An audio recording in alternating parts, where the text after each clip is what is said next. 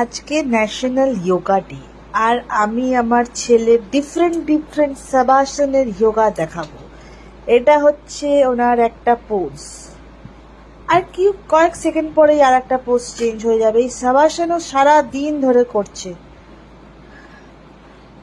শুধু আপনারা কোন কোন সাবাসনে আপনারা করেন আর ওর কি কি পোজ আছে দেখে বলুন।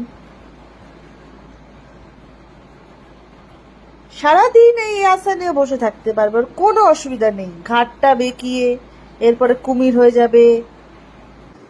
এটা হচ্ছে আর একটা position, this is a frog position. এটাও ওর একটা সাবাসনের পোজ। যোগা করছে সকাল থেকে, ডিফারেন্ট পজিশন অফ সাবাসন। ও অন্য কোনো আসন পারে না, সাবাসন পারে।